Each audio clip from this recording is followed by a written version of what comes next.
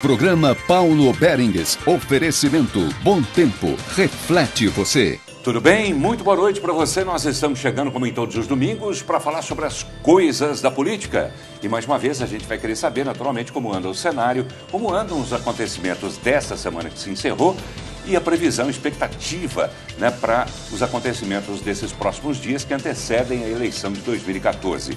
Para isso, a gente conta mais uma vez com a presença de analistas políticos. Eu começo apresentando ele, que é jornalista, articulista, apresentador também de televisão, Reinaldo Rocha. Tudo bem, Reinaldo? Boa noite. Tudo bem, Paulo. Prazer estar com você novamente aqui. Prazer também te receber. E a gente recebe também, mais uma vez, com satisfação também aqui no programa, jornalista, cientista político, Luiz Signatz, ele que é professor de metodologia da pesquisa da UFG e também da PUC Goiás. Tudo bem, professor? Boa noite. Boa noite, boa noite.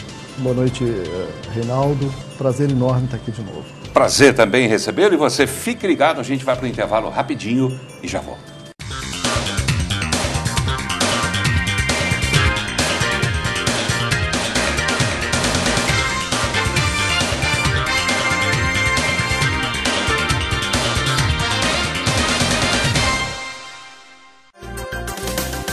A Só Bandeiras é a marca mais conceituada no ramo de bandeiras. Há 18 anos no mercado, a Só Bandeiras é especialista em campanhas políticas e coloca à disposição do cliente uma imensa variedade de produtos e serviços. Não importa qual é a sua preferência partidária, a Só Bandeiras faz a melhor divulgação. Ligue 32780018. Só Bandeiras, confeccionando sentimentos, despertando paixões. Muito bem, programa de hoje, a gente fazendo mais uma vez uma análise do cenário político aqui em Goiás, principalmente, mas vamos falar também, naturalmente, do Brasil, recebendo o professor Luiz Signatz, jornalista, cientista político, professor de metodologia da pesquisa na UFG e também na PUC Goiás.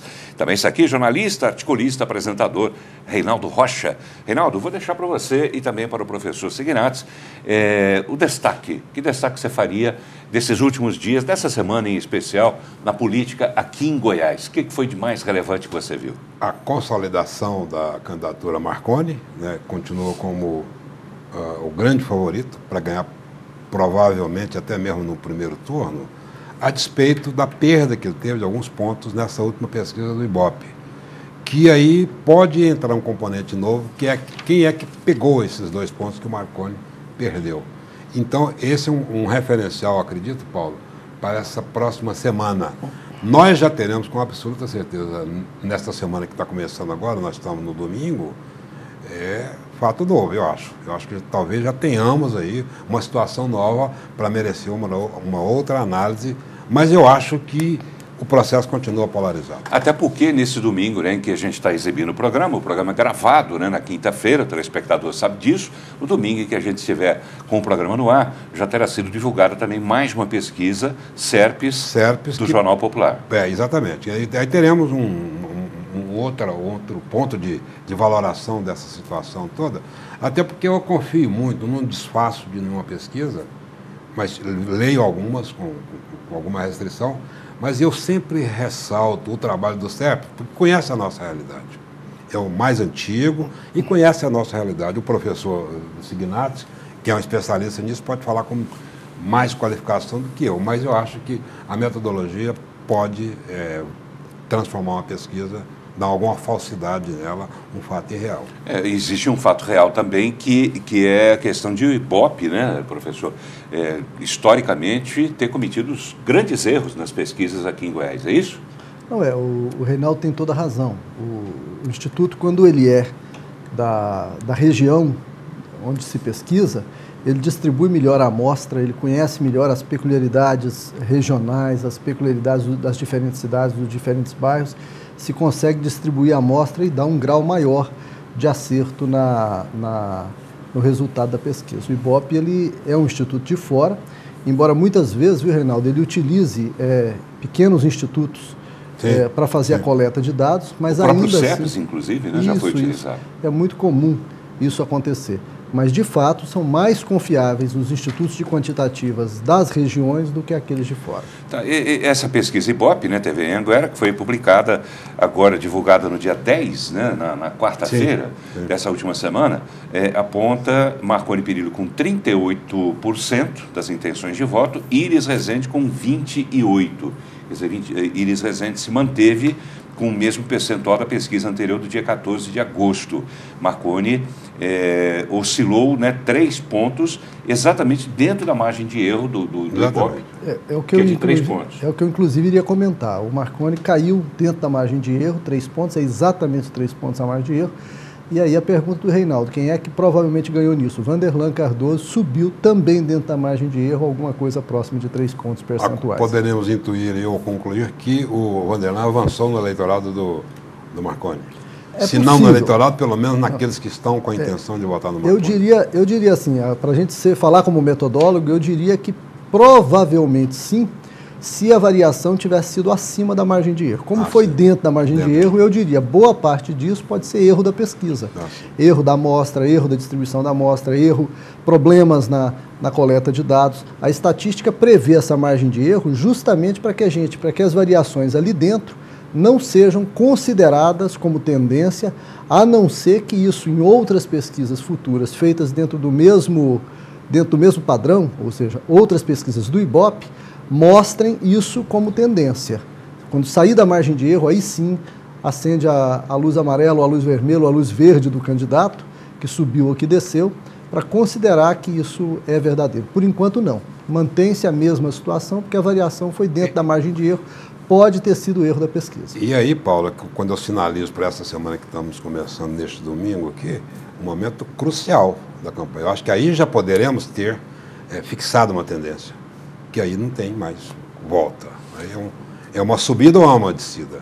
Quer dizer, faltam poucos dias. Poucos dias. Agora é interessante observar também, na outra pesquisa anterior Ibope, do dia 2 de agosto, o Ibope divulgou pesquisa no dia 2 de agosto, depois dos candidatos definidos, né, foi o dia 2 de agosto, 14 de agosto e 10 de setembro. No dia 2 de agosto, Vanderlan tinha 8. Na outra pesquisa seguinte, ele caiu para 6. E agora, ele veio com 9. Quer dizer, 9...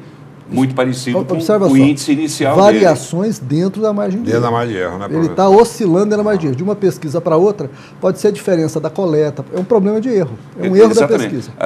Ele curva, se manteve. Quer dizer, o desenho, né, o gráfico que se poderia fazer dessas intenções de votos depositadas em Vanderlan, ele começou com 8, caiu para 6 e subiu para 9. 9 quase no alinhamento com 8 que ele já tinha.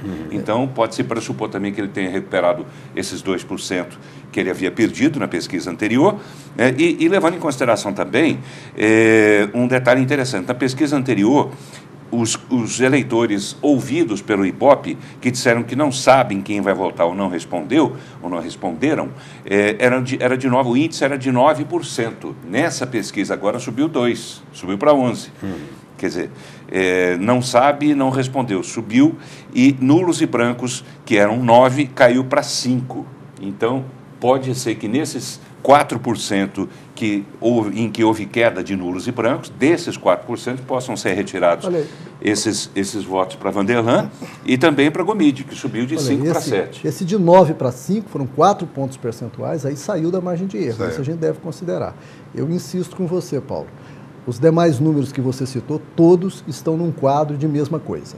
6, 8 e 9 não são alterações que a gente deve considerar porque estão dentro da margem de erro. São erros da pesquisa, são diferenças de erro. Poderia ser considerado, professor, se fosse nessa ordem que o senhor falou, 6, 8 e 9, porque na verdade foi 8, 6 e 9. Mas tanto faz, está dentro da margem de erro.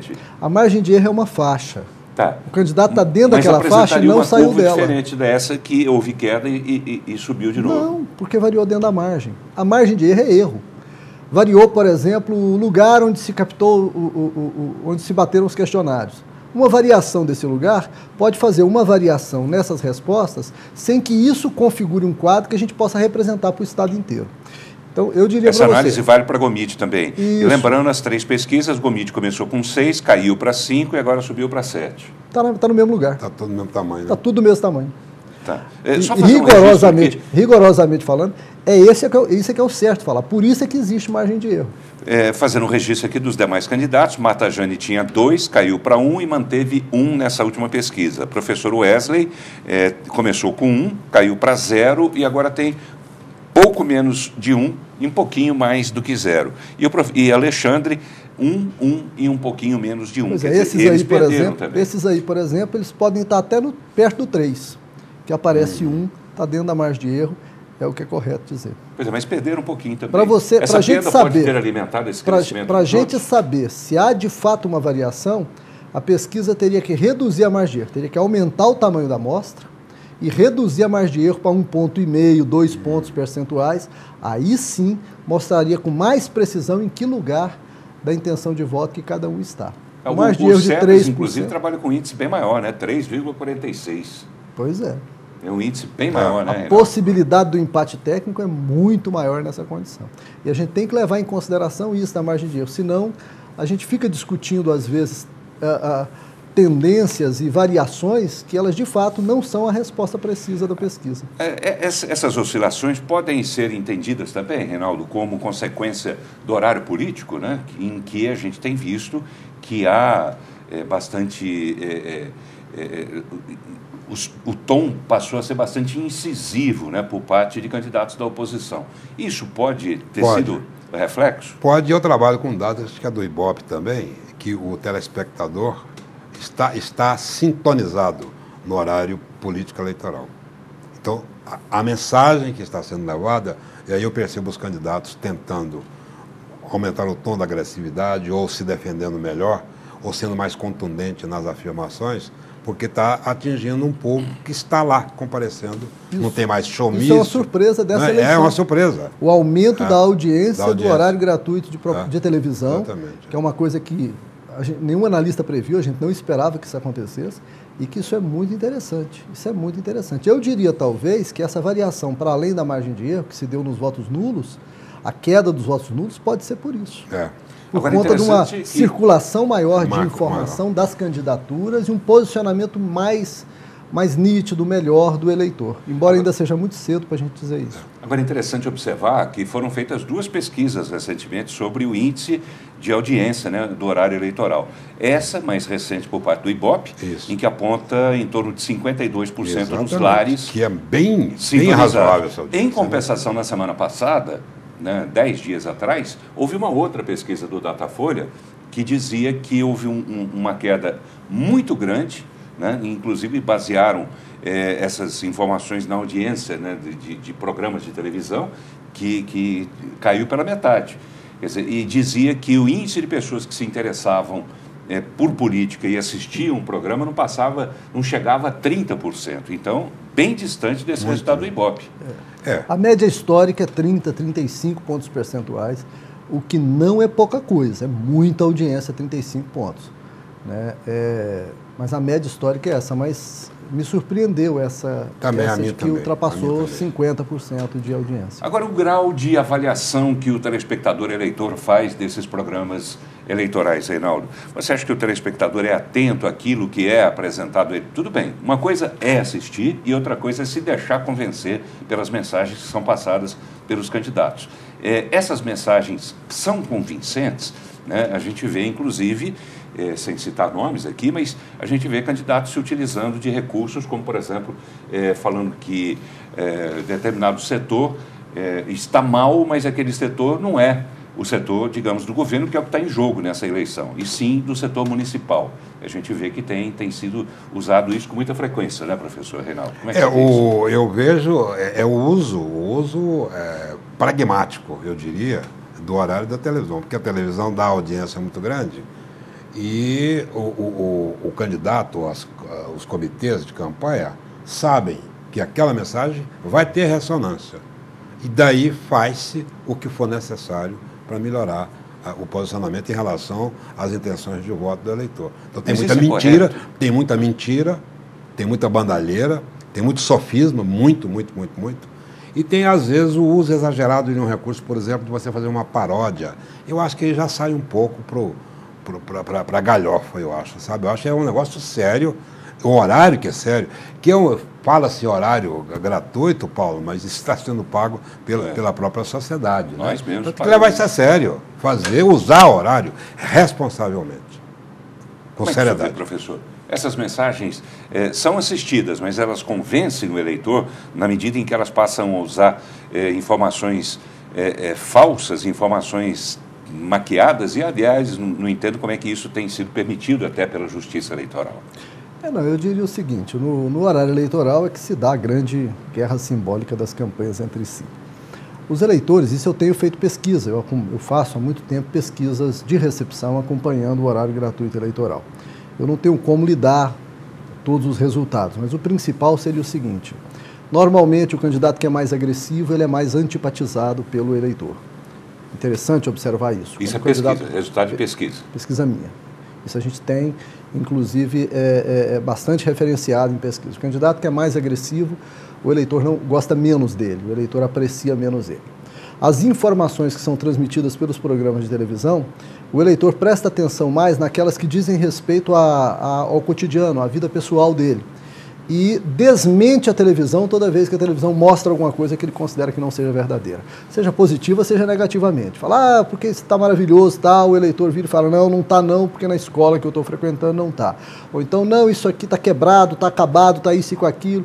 O eleitor, às vezes, conversa com a própria televisão. Fala, não, olha, você está mentindo porque eu conheço, porque eu frequento e tal. Então, ele leva muito em consideração o cotidiano familiar, de trabalho, de escola, a vida que ele participa, para efetuar o juízo daquilo que os candidatos coloquem no ar. A coisa não é uma transmissão de que falou aqui e acreditou de lá, não.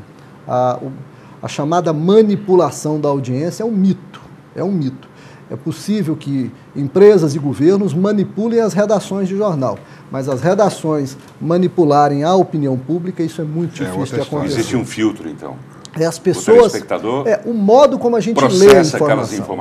A informação é uma ilusão a gente pensar que a informação sai da televisão e chega na gente.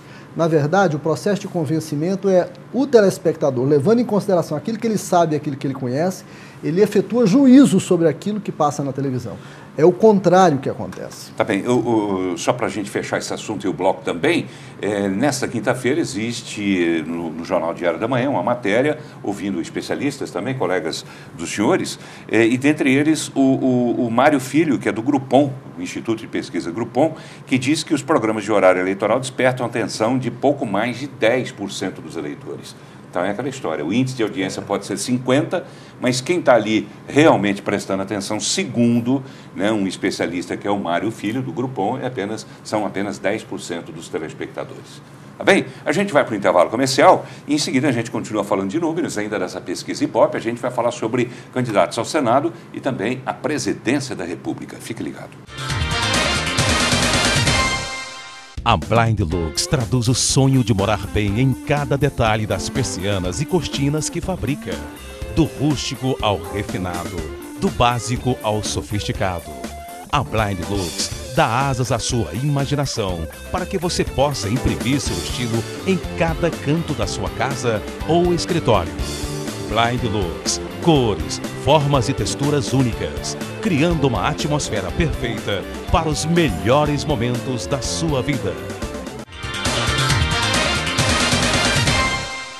Muito bem, estamos voltando. O programa de hoje recebendo dois analistas políticos e, naturalmente, eles estão falando sobre o cenário dessa eleição de 2014. Está aqui o professor Luiz Signatis, que é jornalista, cientista político, professor de metodologia da pesquisa na Universidade Federal de Goiás e também na PUC Goiás. Está aqui o jornalista Reinaldo Rocha, articulista, apresentador. Vamos falar um pouco sobre resultados dessa pesquisa Ibope, que foi divulgada na última quarta-feira, que traz também resultados para os candidatos ao Senado. Três principais que estão ali polarizando essa disputa: Caiado, Marina, Santana e Vilmar Rocha.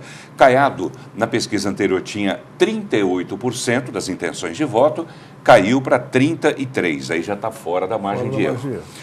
Marina Santana tinha 14%, caiu para 11%, aí está dentro da margem de erro. E Vilmar Rocha, que tinha 8%, dobrou, foi para 16%. Quer dizer, Vilmar subiu 8 pontos, Caiado perdeu 5. Então, numa tacada, Vilmar recuperou 13 pontos, é isso? É verdade, acho que podemos fazer essa conta sim. E por conta, sabe de quê, Paulo? Eu acho melhorou a performance do Vilmar na captura do voto, a própria fala dele nesses horários aí da programação de televisão.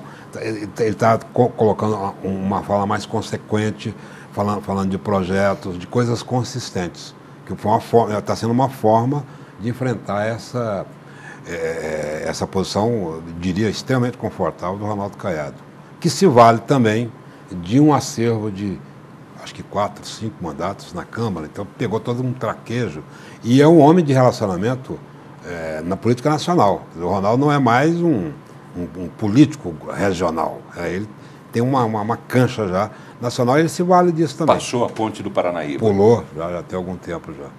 Mas esse dado é interessante, porque, como eu alertei no bloco anterior, aí, que nós vamos ter, me parece, uma semana agora crucial para afunilamento das coisas e definição de tendência, eu acho que esse dado é muito positivo para o Vilmar, que é uma alavanca para ele tentar avançar e chegar mais próximo do Caiado. Professor, sua análise desse quadro? Olha, eu acho que concordo com o Reinaldo Rocha, o deputado Vilmar, ele alavanca nas pesquisas porque melhora a capacidade e a força de fazer campanha. Se ele vai conseguir passar Ronaldo Caiado é uma coisa que a gente tem que aguardar. O tempo é muito curto para tanta coisa e o Ronaldo Caiado parece que cresceu demais inicialmente, né? Cresceu muito inicialmente e quem cresce demais no começo passa a conviver com o problema de ter que segurar a onda lá em cima. E ele está coligado com um candidato que não consegue crescer dentro da pesquisa. Então é possível que a candidatura de Caiado, a candidatura de Caiado tenha aí um ajuste bastante relacionada com a coligação a qual ele pertence, abrindo espaço provavelmente para que Marconi Perillo carregue os votos para Vilmar. É interessante observar que na história de Goiás, em praticamente todas as eleições, geralmente os senadores são eleitos pelo governador. O governador eleito normalmente leva os senadores. Com Marconi foi assim, com Íris, quando governador também foi assim.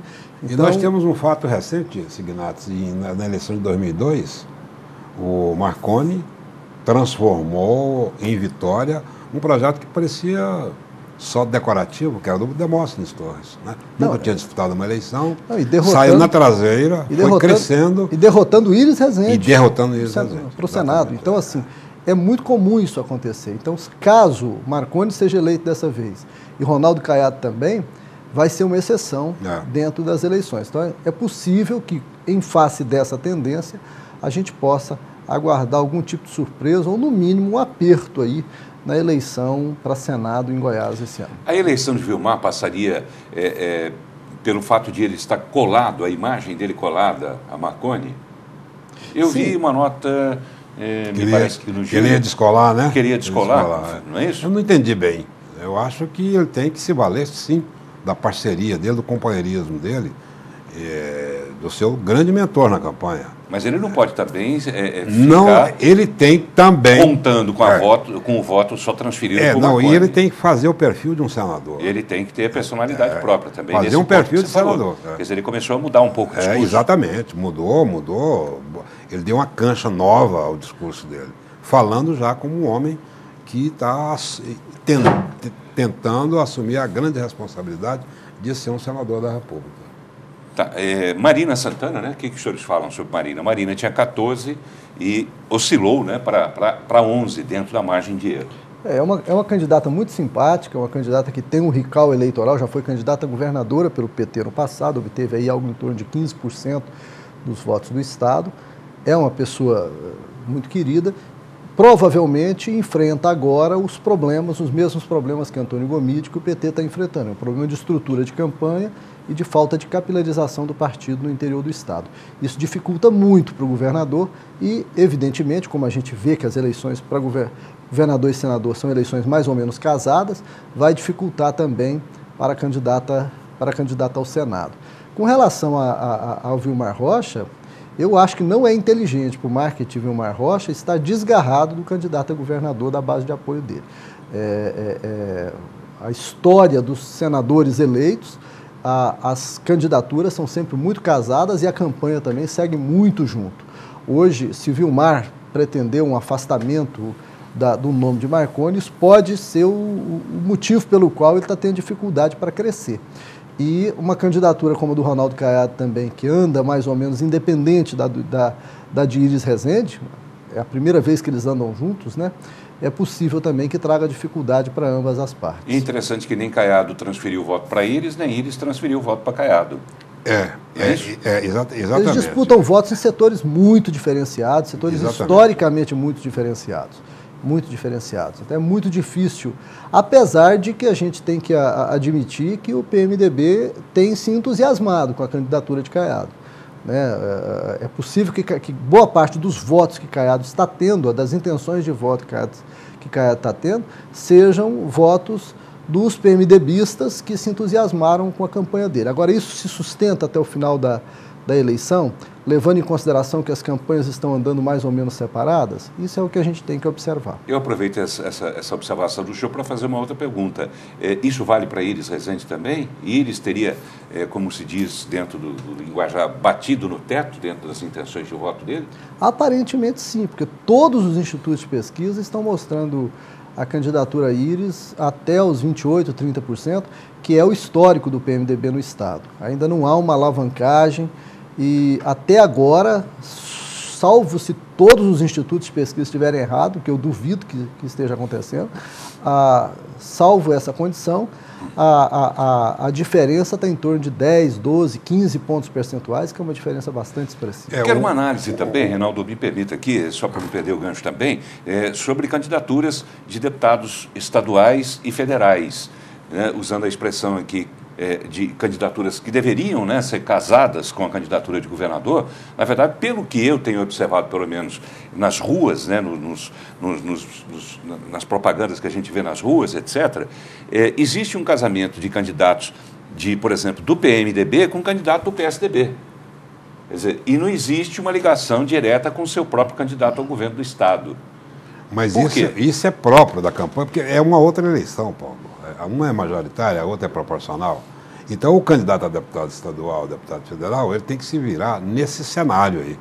Ele não tem que estar pensando em governador. Ele pode até fazer um santinho. Ele tem que estar pensando nele mesmo e no dinheiro para a candidatura dele. Exatamente. Para a campanha dele. Exatamente. É isso que está acontecendo. É isso, exatamente. Mas sempre aconteceu assim, mas dessa vez não está uma coisa mais flagrante? Um candidato do PMDB junto com o do PSDB não causaria estranheza? Deixa eu te falar aqui, para não ir longe, eleição 2002. Henrique Meirelles, candidato a deputado federal pelo PSDB de Goiás, teve 188 mil votos, 185, um recorde absoluto. Ele casou com 40 candidatos a deputado estadual, sem saber de onde nem para onde que o cara ia, entendeu? Foi um negócio pragmático.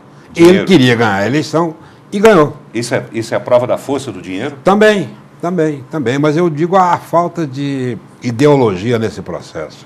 É um processo, me desculpe a expressão, meio prostituído. Bem, ainda sobre essa pesquisa, para a gente encerrar, cenário nacional, Marina Silva, aqui em Goiás, com 34%, Dilma com 29% e Aécio com 19%. Sua análise, professor? A Marina Silva continua tomando voto de Aécio Neves em todo lugar, inclusive aqui em Goiás. A análise cruel que a gente tem que fazer, fria, é essa. A Marina Silva, nessa sua alavancagem, ela arrancou votos pesados de Aécio Neves. Ao Aécio não resta outra alternativa senão atacá-la para reduzir os seus votos, podendo com isso arriscar a beneficiar a candidatura de Dilma Rousseff. Mas ele não tem outra alternativa, caso contrário, ele não entra no segundo turno. O Tocanato não esconde isso mais, que ele está investindo na Marina para tomar de volta para ele as intenções de voto que ela tirou dele, desde do impactual lançamento da candidatura dela, em função de uma tragédia, morreu o Eduardo Campos e tal, ela entrou. É incrível aquilo é um fenômeno. Numa semana depois da morte do Eduardo, ela já estava lá em cima. Então ela pegou de muita gente, basicamente do Aécio. Isso porque ela representou com muita força, com muita personalidade, a figura de oposição Sim. a Dilma, oposição ao PT. Uma figura que Aécio não conseguiu, com essa mesma força, representar. Isso é muito interessante, a gente observar como o acaso, uma tragédia, a queda de um avião, pode causar um reboliço e modificar completamente o sistema eleitoral, colocando em risco as duas candidaturas principais, até aquele momento polarizadas. Agora é interessante, né? Nessa quinta-feira que a gente está gravando, tem uma matéria falando no UOL, falando sobre uma declaração de Marina Silva se comparando a Lula, na medida em que ela passou a ser alvo das críticas, tanto do PT quanto do PSDB, ela se comparou a Lula, que Lula também foi vítima das maldades, né, quando ele foi candidato. Voltou à tona até o célebre discurso da Regina Duarte, né? Até isso voltou. Pois é. Ela fez o discurso do medo, né? Depois o PT fez do limão a limonada, né? E faturou em cima disso, né? Ela faz? Você acha que ela consegue também fazer uma limonada? Pois é, ela está usando bem, inteligentemente isso. E é interessante, ela não tem carisma, eu acho que ela não tem. A presença dela não é propriamente assim contagiante, mas o discurso dela é muito qualificado, é muito articulado. Ela não erra na linguagem dela, faz muita correção e diz coisa com coisa. Diz coisa com coisa, sim. Interessante para quem foi alfabetizado com aos 17, 16, né? Exatamente. 17 anos. Paulo Beres, é interessante que quando o Eduardo Campos morreu, eu fui entrevistado por uma emissora de rádio e eu cheguei a dizer isso. Falar, a Marina Silva tem 2 elementos que são fortes nela. O primeiro é esse recall de campanha anterior, sim, com a possibilidade dela personalizar a oposição a Dilma. Se ela fizer isso, ela toma voto de Aécio. Isso eu disse para a emissora de rádio 1 dia, 2 dias depois da morte do Eduardo Campos. Né? Essa é a primeira coisa. Se ela personalizar a oposição a Dilma, o antidilmismo, o antipetismo no Brasil, ela toma votos de Aécio Neves. Num segundo momento, qual que seria, se ela for inteligente, o que ela deve fazer? Num segundo momento, ela deve assumir para si a personalidade de mulher que veio pobre, negra e a nordestina e todos aqueles elementos simbólicos que sempre fizeram a imagem de Lula. E com isso ela poderia arriscar a candidatura a Dilma. Porque a Dilma não tem essa imagem. Ela está pegando o discurso de Lula, então. Ela está, digamos assim, roubando a figura de Lula e trazendo para ela. Se ela conseguir fazer isso, aí ela varre a eleição. Isso aí vai depender, evidente, não é uma obra dela. Ela conseguir convencer o eleitorado brasileiro disso. Se ela conseguir fazer isso, aí é caixão e vela preta para os candidatos principais que estão em jogo. Bem, Aécio Neves esteve aqui em Goiânia essa semana, né? Houve um grande evento aqui do partido para recebê-lo, uma demonstração de apoio, etc, etc. E a gente esteve lá cobrindo, e eu faço o seguinte registro. A semana passada, quem assiste ao programa todos os domingos sabe disso, na semana passada a gente fez um programa inteiro com Luciana Genro, que é candidata à presidência pelo PSOL. Né? E a gente está, neste programa e no outro também, a gente não está entrando como gostaríamos até de entrar na discussão dessa eleição de 2014. Mas a gente está abrindo espaço neste programa de domingo para os candidatos a presidente. Assim como a gente fez com Luciana Genro na semana passada, a gente vai abrir espaço, muito menor, evidentemente, para Aécio Neves, porque foi uma coletiva que ele concedeu logo ao chegar a Goiânia, mas vindo outros candidatos, como se diz que Marina virá também a Goiânia, o espaço está aberto e a gente vai receber com muito prazer, tá bem? Eu quero dizer em resumo o seguinte, não estamos recebendo candidatos ao governo do Estado, nem ao Senado, nem a nada. Estamos apenas abrindo espaço para candidatos a presidente como Aécio, que deu essas declarações que você vai ver agora.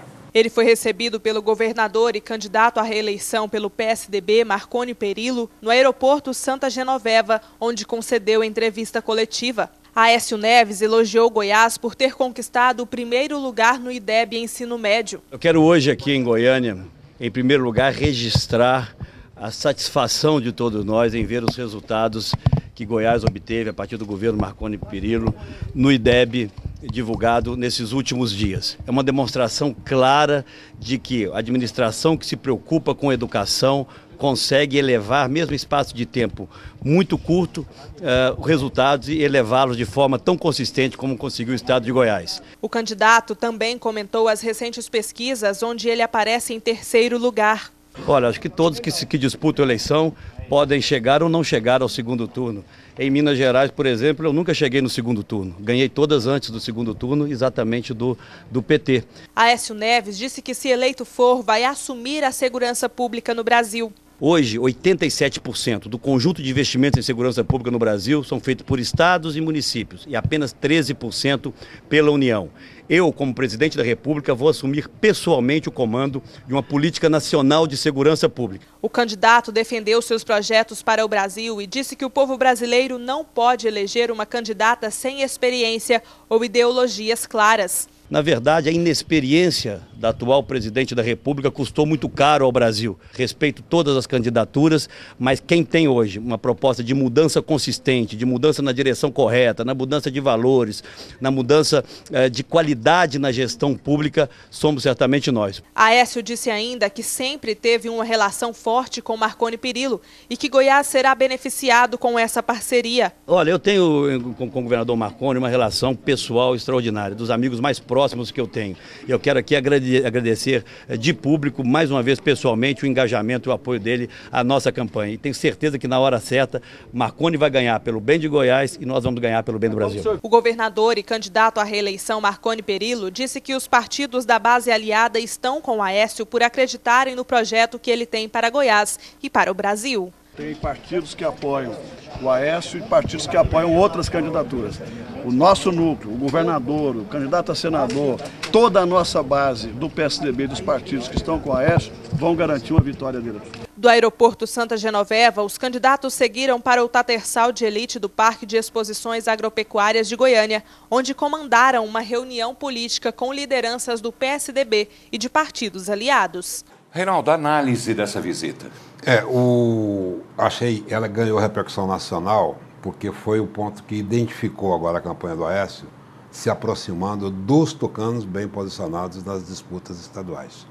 Isso aí foi essa imagem que você acabou de mostrar aqui, lá no Tatersal da Pecuária, ele abraçado com Marconi, aquilo foi capa do Estado de São Paulo, no dia seguinte da visita dele a Goiânia. No alto, bem clara, Marconi abraçado com ele e dizendo assim: Aécio começa a jornada de se aproximar dos tucanos bem posicionados nos estados. Então, acho que valeu para o Marconi um ganho enorme. Isso aí tem um poder também de referenciar a disputa regional. Aécio buscando socorro, se é que seja essa a expressão, naqueles que estão bem encaminhados nas disputas regionais. Até porque, como a gente disse agora há pouco, a Aécio está com 19% aqui em Goiás, segundo o Ibope, né, das intenções de voto. Né, e Marconi continua mantendo a liderança. Como é que o senhor vê, professor, a análise dessa visita? Eu acho que tem razão o Reinaldo, no sentido que a Aécio precisa, de fato, do apoio e da força dos candidatos do PSDB, que são bem posicionados. Sem deixar de perceber que, dentro das hostes de apoio de Marconi Perillo, já existe o movimento Marimar, que é o movimento Marina Marconi. Ou seja, as pedras também se movem no sentido de alguma forma, se aproximar de Marina, caso ela vá para o segundo turno e caso eventualmente ganhe as eleições. Até porque essa é a tendência nacional do PSDB, não é isso? Isso. É provável que, se Marina for para o segundo turno e não Aécio, o PSDB vai apoiar a candidata que é a oposição ao PT. E a situação é tão interessante, Paulo, que as lideranças do bloco que apoia a Aécio já não escondem mais isso, né? O Agripino Maia, que é o coordenador da campanha, ele é do DEM, falou claro, quando ela subiu, a Marina subiu, ele já antecipou, terá o nosso acompanhamento, o nosso apoio no segundo turno. E o próprio Fernando Henrique, que é o grande nome do PSDB, já deu mais de uma declaração da simpatia dele e dizendo ele, do PSDB, com a Marina. Agora, a pergunta que eu faço é se essa ala não é a ala do PSDB justamente que teve dificuldade em aceitar a candidatura a Aécio, a do PSDB paulista, que sempre fez o presidente da República, exceto dessa vez, e que agora contribui também para, às vezes, desidratar a candidatura de Aécio Neves num conflito interno dentro do PSDB. Essas coisas são comuns na política, mas, de qualquer maneira, existe a simpatia. Já existia a simpatia, até uma amizade pessoal entre o Aécio e o Eduardo Campos, e que provavelmente tende a se renovar numa forma de apoio político, caso Marina vá para o segundo turno. Tem outros reflexos ainda que eu acho que dá para a gente discutir, mas vamos fazer isso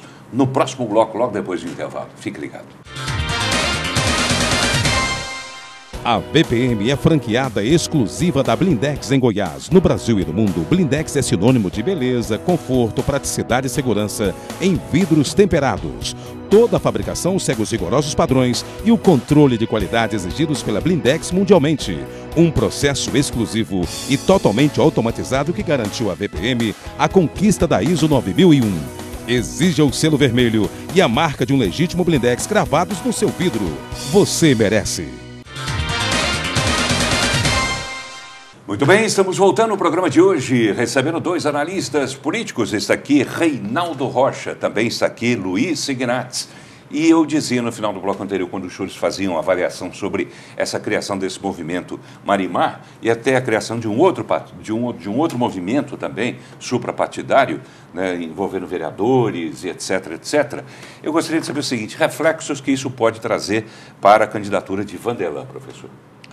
Olha, a candidatura de Vanderlan até agora não recebeu nenhum tipo de benefício expressivo da sua ligação com Marina Silva.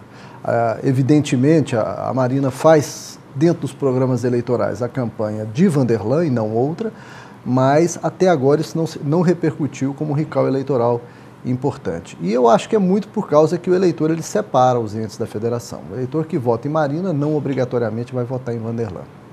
Agora, eu acho, Paulo, que o Vanderlan está aproveitando pouco essa ligação partidária, ou pelo menos na coligação da presidenciável Marina, ele está aproveitando pouco.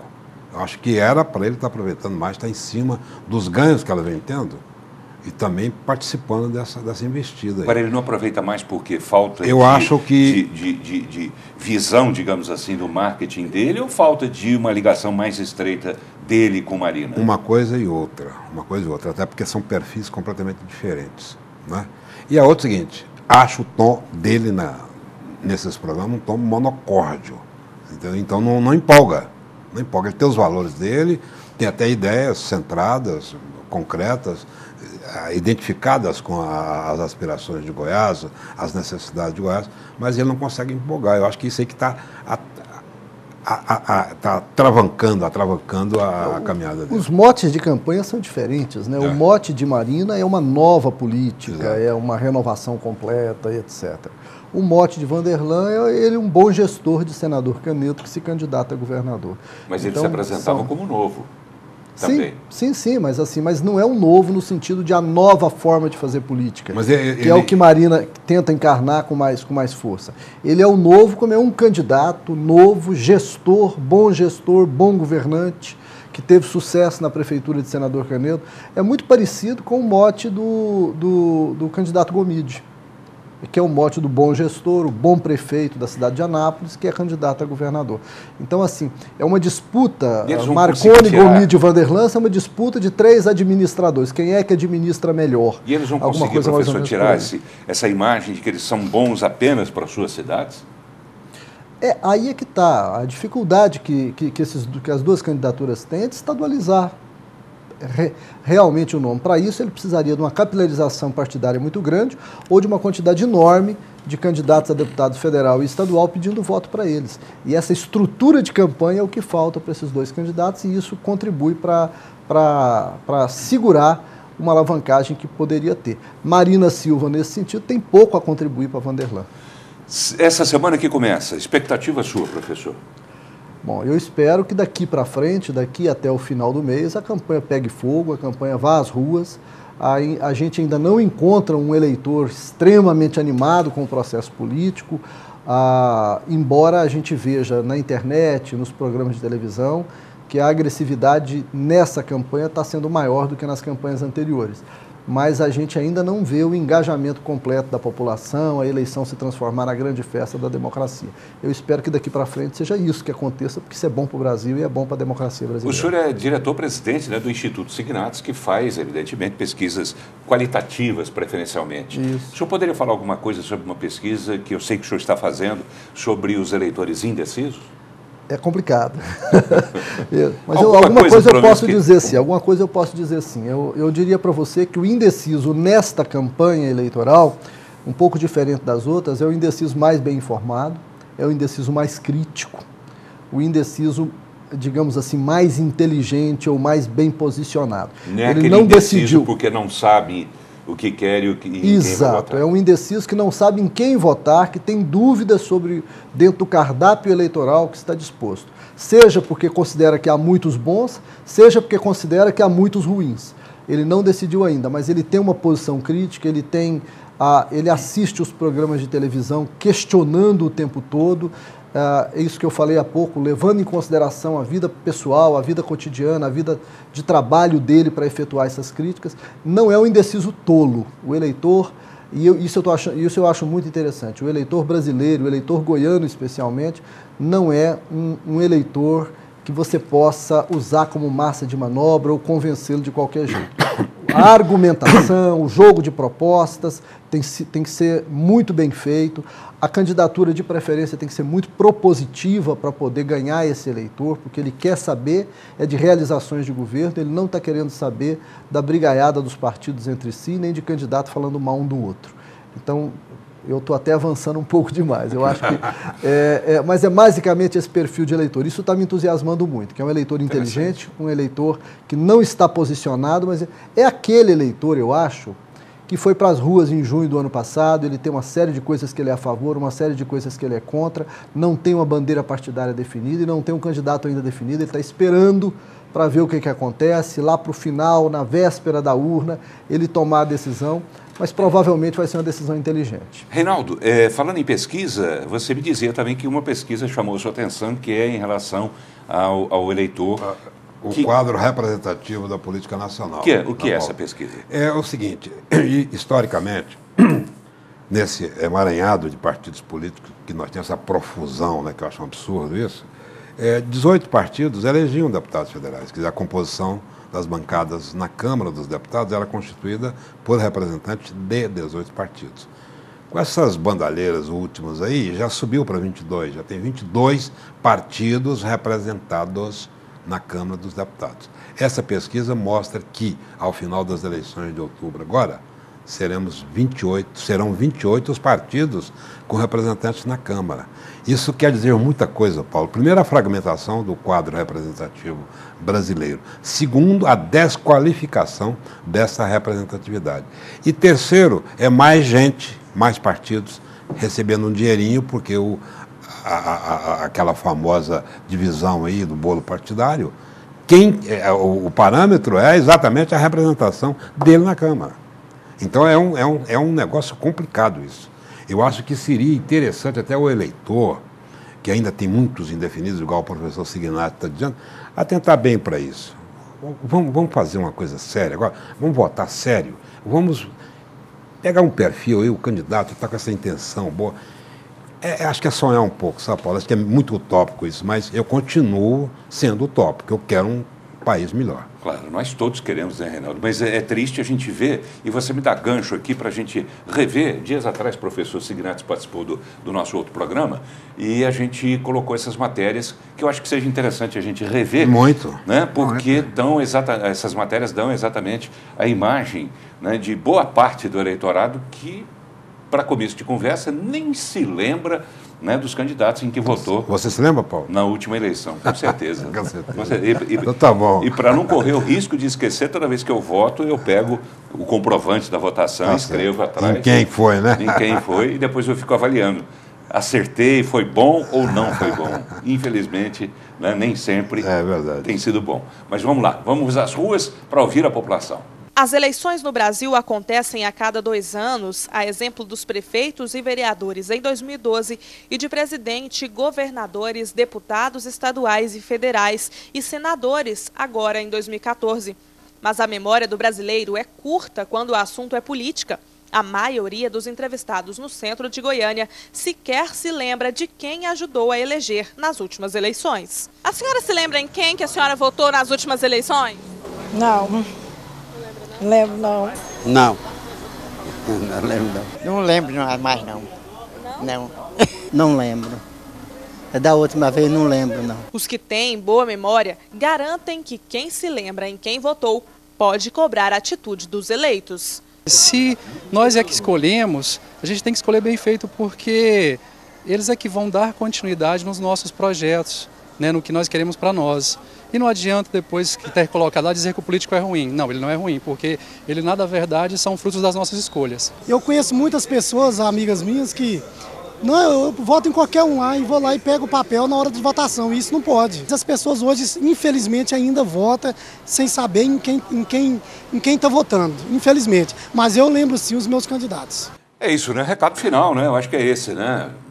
Tenha consciência, né, na hora de avaliar e na hora de ir às urnas para votar no seu candidato. E falamos muito aqui em pesquisa, e o professor Signato, que é um especialista na matéria, atentou para o grau de indecisos, porque essas pesquisas feitas agora são pesquisas de intenção de voto. Quem está indeciso, porque ainda não definiu a sua intenção. Verdade. Está na hora de pensar bastante. Reinaldo, obrigado por ter vindo mais uma vez. Prazer mais uma vez estar com você também aqui, Paulo. Obrigado. Um abraço para a dona Ângela. Sim. E para os meninos. E para os meninos dos meninos também. Perfeitamente, Paulo. Professor Signato, obrigado por ter vindo. Boa noite. Eu é que agradeço, Paulo, agradeço o Reinaldo. É uma honra para mim, um privilégio debater com profissionais dessa categoria, da categoria de vocês. Muito obrigado. Tá bem. E para nós também é um privilégio receber vocês aqui no programa. Obrigado a você pela audiência, obrigado pela companhia. A gente volta semana que vem. Até lá.